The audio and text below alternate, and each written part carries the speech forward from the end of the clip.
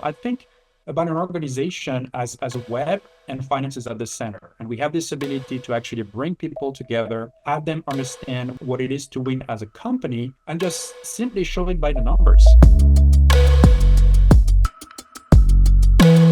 Welcome to another For the Love of Finance. This is a practical, insight, strategic level conversation that we have with finance leaders all across the board with the entire element of leveling up your career, increasing your financial acumen, and being a great finance business partner. And today's topic we're going to be talking about today is inside startup finance, elevating and unveiling successful financial strategies. And I'm really excited for today's guest. It's a good friend of mine, super awesome CFO. Laurent, welcome to For the Love of Finance. Thank you, Chris. I'm very happy to be here today. And thank you for having me on the podcast. Awesome, man. Yeah, so like one question I like to get started for everybody so they learn more about you. Tell me a little bit how'd you got into finance? Tell me a little bit about your journey so far. Yeah, I mean, I'm gonna date myself a little bit, but I started in finance, early 2000 in the dot-com era back in France. Straight out of college, I had a major in finance, so I wanted to try that. So I studied as an accountant in a startup company. I really wanted to explore that world. Once in, I got to understand the ins and outs of how a small company works. But I was talking a lot with my CFO. I'm like, I want your job. I want to be able, to get into that seat. So how do I get there? So I just asked that question, asked my peers, asked some professors that I was still in touch with, and decided to go back and do a master in finance. So left the company, did a master, specialized in finance, then joined a large multinational company to understand how do you build a team? What is it to scale? What are the best processes, and practices that you have to put in place in a company? So I did that for a little while, then decided to jump back into the startup adventure, smaller and with all the complexities and the fun and the sweat and the tears that go with it. So went back to that, and I've been evolving in that space since then. And I'm now, as a fractional CFO myself, helping early stage companies, seeds to Series A, understand how to grow and how finance can be a real partner, especially at such an early stage, because companies at early typically don't have the means or do not want to hire a full-time CFO. However, there are individuals like you and me that can jump in and definitely help very early on. So that's what I'm doing right now. Yeah, I love it, dude. And I think this is like we have such a similar background, man. Like I remember jumping into tech and earlier stage businesses, more like not earlier stage, but more like startup, not scale ups yet. And I think to your point, man, like it gets to like the first question I want to talk about specifically around like the challenges by startups, right? Like what are some of those financial strategies that you found like effective throughout your career, or maybe some of the clients that you're working with to help that growth for early stage companies? Right. So we know cash is king. There's a Nice. finite number of resources and an infinite number of asks and possibilities. I think that's where finance can really bring some expertise here. What I love to do, bigger scale, smaller scale, is really to have finance connected to the business. Ooh. Having this ability to be close to every single aspect of the business, marketing, sales, engineer, product, have finance embedded into these conversations very early on. And I think that's where early stage startups are starting to see the benefit of that as well, is that to have somebody that has the ability to dive deep into the topic, understand what the complexities, what the actual mechanics are behind each department, and also understand how they win and help that in the process, because you won't have that feel good feeling emotion when you are inside a startup. Everybody wants to succeed, everybody wants to win, but how do you do it? It happens so many times that departments work together, but they don't really understand each other. Yeah. Marketing and engineering, you can go more opposite, in the spectrum of way of thinking, of the mechanics. But that's where finance brings that tissue, that connection between the teams. So I think about an organization as a web and finance is at the center. And we have this ability to actually bring people together, have them understand what it is to win as a company, and just simply show it by the numbers. Sometimes when everybody in finance included, we're deep into our own things, it's hard to step back and think about the big picture. And I think that's where the CFO role comes in, where we have embedded teams and bring people together. I love that point, man. And like embedding finance in not just in outside of the organization, like I remember like leading high growth finance organizations. And a lot of times when you're in the early stage or even startup level business, Laurent, so many of those business decisions are just made by like gut reactions, right? Like maybe the engineering person feels good or the salesperson wakes up on a Monday and they feel great about what their sales forecast is going to be. And it's so much of that early stage, so much of that startup culture is just based on gut feelings, right?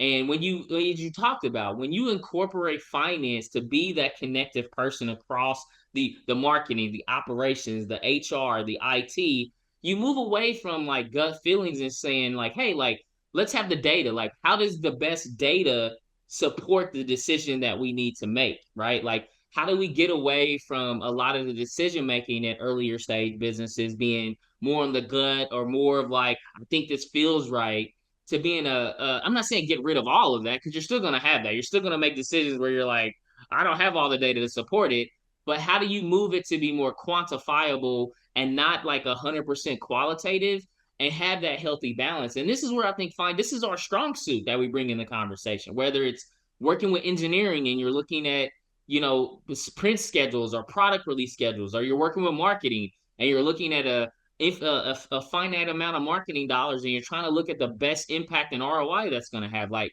that's where, as you mentioned and highlighted, bringing finance in that conversation early, you bring in kind of that quantifiable element for it, right? Like we're going to ask those questions of saying, hey, if we want to go hire 8 engineers, what's the ROI we're going to get on that? Not just because it feels good to go hire 8 engineers. Like, does that even make sense? And when you can have a lot of that conversation earlier on, now it makes it like, hey, finance isn't coming in and just like slapping me on the hand and saying I can't do this. It's saying, hey, I know you want to do this, but let's build a business case around it. Let's build the preliminary business case that makes sense or support this, and maybe it doesn't, right? And that's where that connection comes in earlier on. And this is where when you get in that motion, right, of startup and early stage business, sometimes those trains can go so far off the track that you're making decisions and you find yourself in like no quantifiable way to know if it was a good or bad decision, right? And I love that point that you mentioned is like incorporating that connection early in the business and establishing that relationship is vital for growth as you continue to, whether you're early stage startup or scale up business. Absolutely, because very, very early on, a lot of founders and CEOs actually wear the CFO hat, and Yeah. that's not in their strong suit. They know how to do it. Some, come from finance, MBAs, or different backgrounds. They know how to do it, but that's not the best use of their time. And that's where I think finance can take that burden of their shoulders and actually help them focus. Just to expand a little bit on the topic, nothing is 100% science. There's always art and science, right? So you're always going to have that gut feel, and you need that. Yeah. It's just let's find a way to quantify it somehow. Why? Because we want to have accountability within an organization. So you want to be able to say, hey, 6 months ago, we made a decision this way for X, Y, and Z reason with A, B, and C results. Where are we? And let's go and look at it as an organization. And actually, 6 months for a startup is a lifetime. So I would say, 2 months. Yeah. And then look at those results. Where are we? What have we learned? Did we win? Did we lose? There's always, a good outcome with that. But again, as cash is always, pretty scarce, you have to be very reactive. So I love that aspect of having the visionary CEO that will say, let's go there. Okay, how do we go there? And that's where we can help. Yeah, and it leads to like my next question. Like that's a great segue to it. And my next question talks about like that financial efficiency and support and rapid growth, right? Because like when you're on a rocket ship of an early stage startup business and you're wearing out a lot of different hats, right? You're kind of balancing speed for efficiency, right? Like you're like, let's run fast after everything. But my next question is, how can a fractional CFO take the proactive steps to balance that financial efficiency and rapid growth, right? Like, how you find in your career or the clients that you work with where you're balancing, hey, let's make sure we build efficiency, but we don't lose the growth, right? Like, let's not just 100% focus on growth without efficiency, and let's not focus on 100% efficiency and lacking the speed of moving able to grow and move fast. Like, how have you taken those practices? And what are some successes that you've had? Right, great question, because I would say that's how a startup lives or die. It's Yeah. you need to invest. And the way, I think about a CFO, a company, or some organization is like, where is the best that we can spend our next dollar? What is Ooh, the nice. opportunity that we need to seize, or the opportunity that we're losing, right? So where do we spend our next dollar? And we always have that question every single day. The answer is unknown. It's all about testing, build hypothesis, test it, measure it, and move on, and continuously doing that. So where finance helps in there, and that's where technology has helped finance a lot over the years, is that we can come in with a set of tools that say, okay, you want to test this. Okay, I have this quick ROI calculation that we can do. What are you trying to do? What are the key drivers that you're trying to influence by spending this dollar? What is the expected outcome? Let's measure that. Okay, this is what we want to do. Let's test it. After a week, 2 weeks, does it work? Does it not work?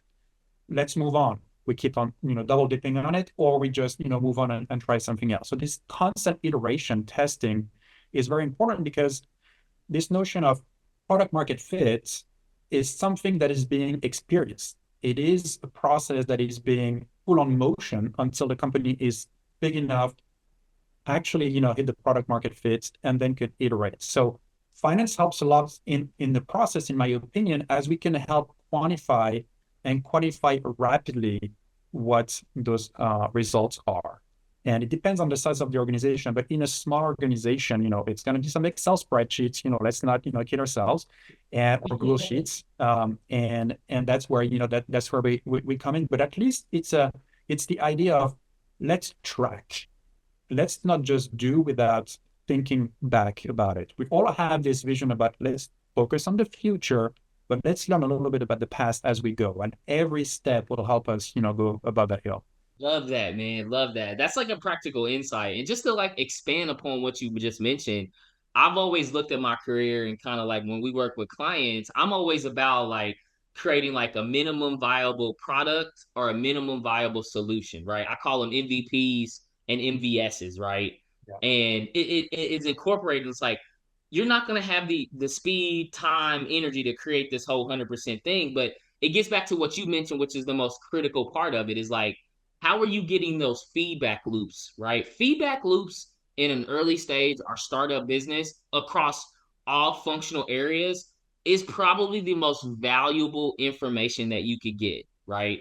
And when you're able to get those feedback loops, whether it's in marketing, right, and you're testing out some go-to-market strategies, or you're testing out some new marketing strategies to drive lead gen, right? Like create that minimum viable product or solution and like get the feedback on it and make those feedback windows so much tighter, right? I would say the earlier stage of a business that you're talking about, you're getting feedback loops on a weekly basis. There's been sometimes in organizations where we're measuring feedback loops on a daily basis because we're working so long with the customer. We're like having such a dedicated process that we want to get feedback on. And it kind of talks about what you mentioned, like that feedback loop and that cadence of that information is saying, all right, we said we're going to do something. What did we do?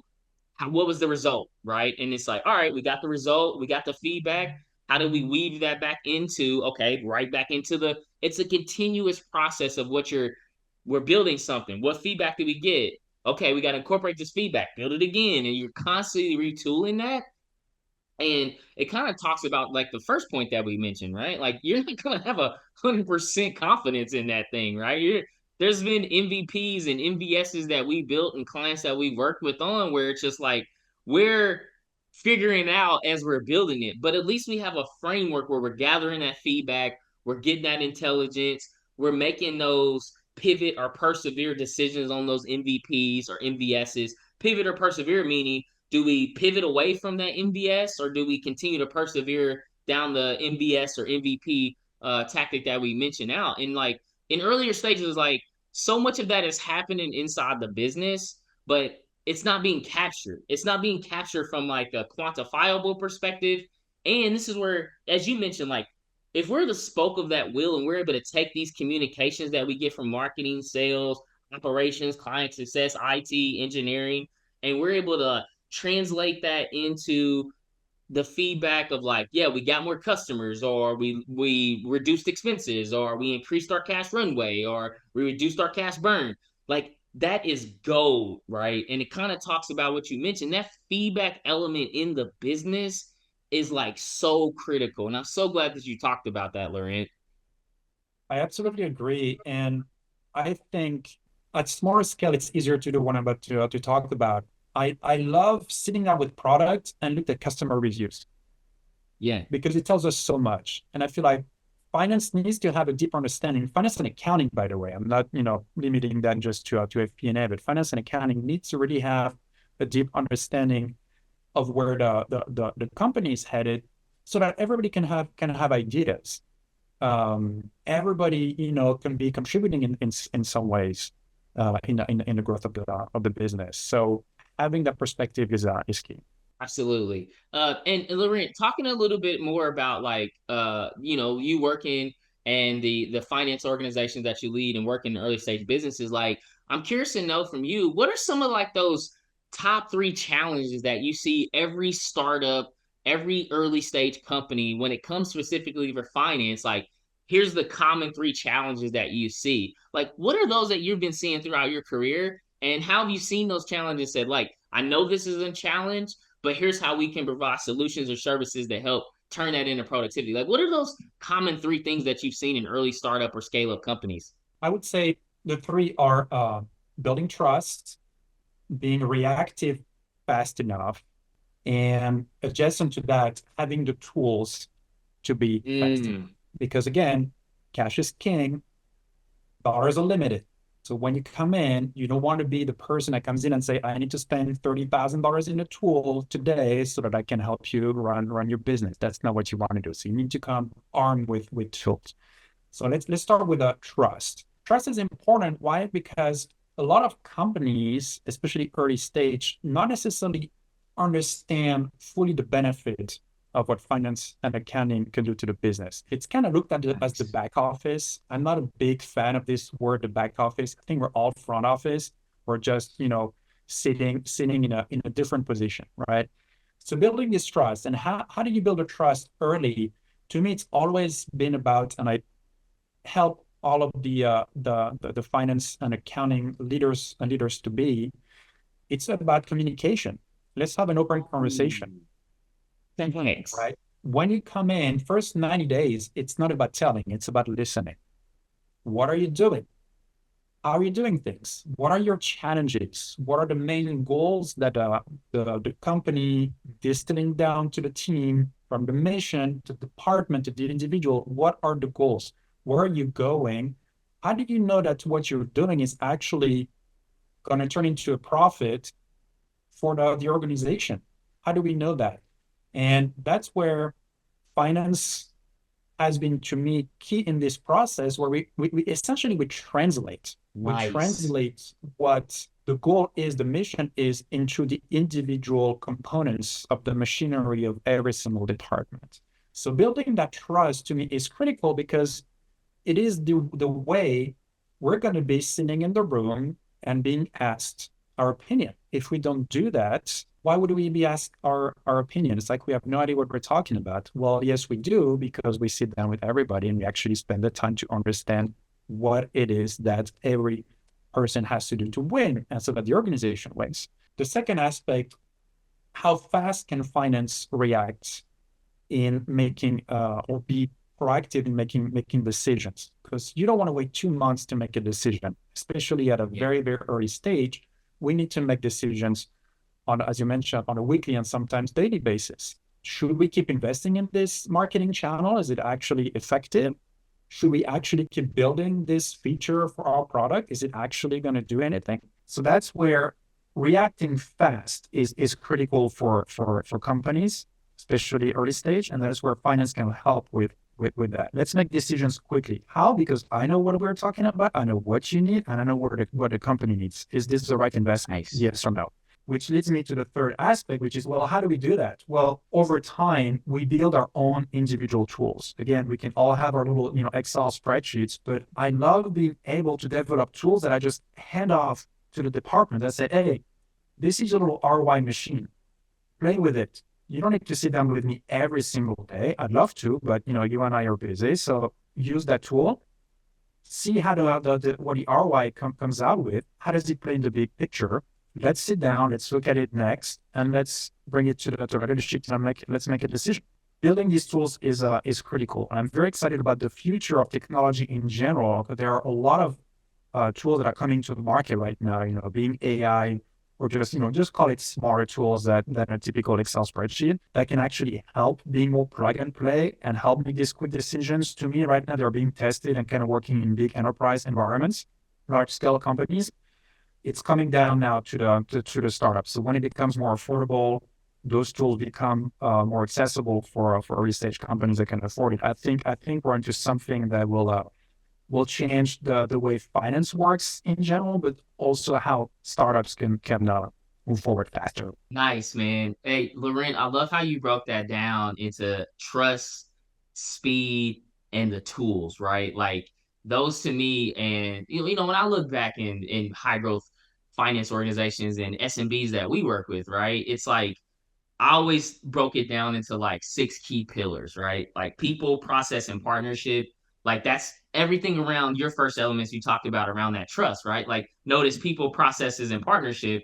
None of that is like quantifiable, right? Like that's not like a quantifiable place, but that's a foundation that you need, which is similar to the trust that you talked about, right?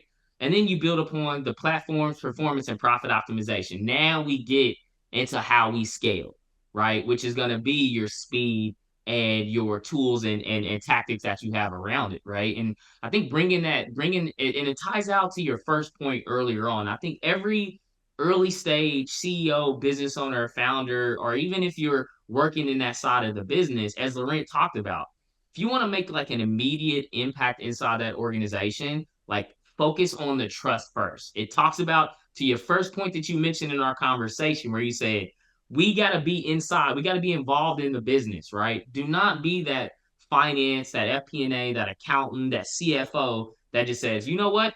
I just go sit back. I just get you the numbers. I get you the financial statements. I want to hand that off to you, and my job is done, right? Like that's not saying that that's not valuable, but when you look at like the opportunity to go build connection, when you look at building trust, as you talked about, when you talked about speed and being more proactive and not reactive, when you talked about bringing in that acumen of tools and technology to help supplement what the value that we're providing, like those are all the things that the business expects out of finance now, right? Like handing off the financial statements and giving them to the business and saying, here's what that is, like that's not value add anymore, right? So we got to make sure we're leveling up. And it gets back to all the points that you taught. Notice in this conversation, Laurent, we haven't talked one thing about how should you be measuring cash burn and cash runway? How should you be looking at customer lifetime value, right? Like those are the things that I'm not saying those things are not important, but I'm saying when you're looking at a business relationship with a CEO, founder, owner, or outside of finance, like as you mentioned, trust, speed, and technical acumen and leveraging tools and technology, that's way more value add. So those challenges that you mentioned, these are great opportunities, right? Every challenge is an opportunity to provide more value. And I love how you broke that down into those three areas, man, because I fundamentally agree with you that those are so important. And I think you will agree to the next thing I'm going to say, because you and I are a little bit like-minded, is that let's not forget to have fun. Because when we do that, it's fun. That's why I love my job. It's because there's, real joy in this partnership, right? It's not just clocking in and out and build some spreadsheets and that's it. And that's why I love working with early stage companies, because there's a lot of connections that has to be made with the founders and CEOs. They're like the most fun people to work with. Like they're so excited. They have this vision. So that's where, I get my fun. Yeah, man. And I sometimes it's a balance between finance and finance, right? We got to balance both of them, man. But yeah, if you're not having fun doing, and it's the thing is like fun, you have to reach a level where it's like fun when you're coming into those. Like a lot of times, there may be people looking at this and saying, "Chris, everything that you and Laurent are talking about is like uncomfortable for me, right? Like I am like a quantifiable, calculated person. Like how do I go be a trusted advisor?" And Laurent kind of laid that out. It's like go build out in the connection, go learn the business, go learn the pains, frustration, opportunities of your business partners, right? And like to me, that incorporates that fun aspect of it because that should be a fun activity to challenge you to learn more about the business and build trust. And yeah, it's so important, man, to make sure you're having fun because like if you're not having fun and doing what you're doing in an earlier stage, like if it's not fun at the early stage, like it's probably not going to be fun at the later stage either. Like it That's right. you got to have fun, take that passion, take that innovation, and like harness it in a scalable way.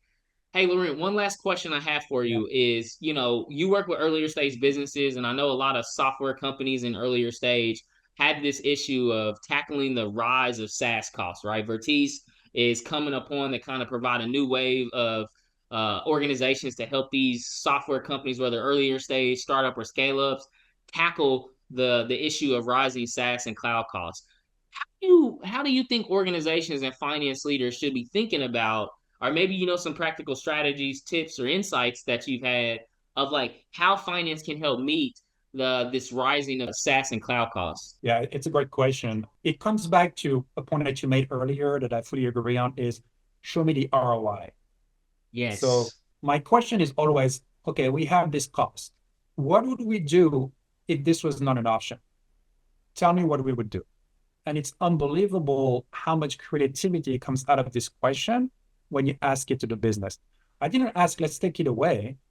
I know we need it, but tell me how would we pursue, how would we grow without it? And a number of options will come our way. Well, let's, change vendor. One option. We didn't think about it because we're easy in the vendor that we have, but sometimes you negotiate, a new partnership with a new vendor, you get a discount that you never thought you would get. You get an optimization tool that will actually help you reduce the cost across your different vendors, your SaaS expenses, because they have better negotiation power. Probably they put you in a pool of a bunch of startups where you can negotiate an enterprise grade, lower cost. Many options are possible. We just don't know what they are until we actually try. So I go with that mindset. Show me the ROI. I'm okay to pay for the best return on my dollar. Again, where do I need to spend my next dollar? And sometimes this is not the right place to spend the money because, again, thinking as an organization as a whole, should we spend this dollar on a SaaS cloud or should I spend this dollar in marketing today? Tell me, where you think this is the best outcome. I'll show you the output. So the decision is really down back to the business owner, but we push the decision process of the leadership down. Tell me where I should be spending this dollar. If you think this is the best investment, let's do it. And then let's measure. I love that approach, man. Looking at ROI, and it's not. I love your approach in taking that, Laurent, because it's not saying no to the business. Just saying, hey, help me understand, like, if if we don't have this, like, what happens in the business, right? And like, then you spawn that creativity, and it's not that like that combative nature that most finance and non-business, non-finance like has in the business. It's actually being a collaborative partner and saying, hey, like, come up with ideas and let's look at this together, man. Love to think about the ROI piece of it. I think that's like a really insightful tip for all those finance leaders that are struggling with this increase in cloud and SaaS costs, like how they can manage that. Laurent, my last question I like to ask every guest is what does people greater than profit mean to you? People greater than profit. The equation doesn't balance to me. To me, people equal profit. We cannot have an organization without people. Of course, you have a lot of, solopreneurs, and I could be, looked at as one of them, where you business of one. But even with that, you need mentorship, you need partnerships, you need people that, will help you grow. So to me, people equal profits. That's why an organization, a startup, even growing into a Series B, Series C, and becoming a large multinational corporation, people are the key to success. And no team, well, a team means multiple people. No team can can achieve anything without people. And to me, that's key. And nurturing those relationships is critical. I think finding the right people that have the right mindset, that are of the likes of the organization. Not everybody fits in every type of organization. You and I probably fit in particular type of organization, not into another. So it's the role of a leader is to find the people like-minded that will help the team grow. And as the team grows, the company will grow, profits will come. To me, those are very much, interconnected. Love it, man. I love how you change that up where it's like people equals profit, man. I fully agree, man. Like it's people are the catalyst of everything across the organization. That is your most valuable asset and your most valuable resource, man. Hey, Laurent, really appreciate the conversation, man. Love always talking with you. So much insight. If people, if you know, if I'm a early stage founder, CEO, business owner, or if I'm a finance professional and wants to connect with you and learn more about what you're doing, where can I find you? Where can I learn more about how you help earlier stage businesses from a finance perspective? What are those resources? Right. The best way to find me is on LinkedIn, Laurent Saurel. You'll find me. There's a few like with the same name on LinkedIn, so you can you can find me there. I've also a website, l90s.com. You can find me there and set up a call with me. If you're an earlier stage founder, CEO, or a business owner, and you're looking for a great finance professional that gets the future, that values trust, that values speed, and leverages technologies to help you scale, highly recommend to go check out Laurent. And also, as well, too, if you're a finance professional looking at this and you want to connect with a great CFO that is helping guide the future of what it means to be a fresh CFO of the future, make sure to connect with Laurent. Following a great guy, you're a great friend of mine, man, a great support system, someone I look up to and someone I'm happy to support. Laurent, thank you so much for your time today, man. And thank you for joining us on For the Love of Finance. Thanks so much for having me. I had a great conversation.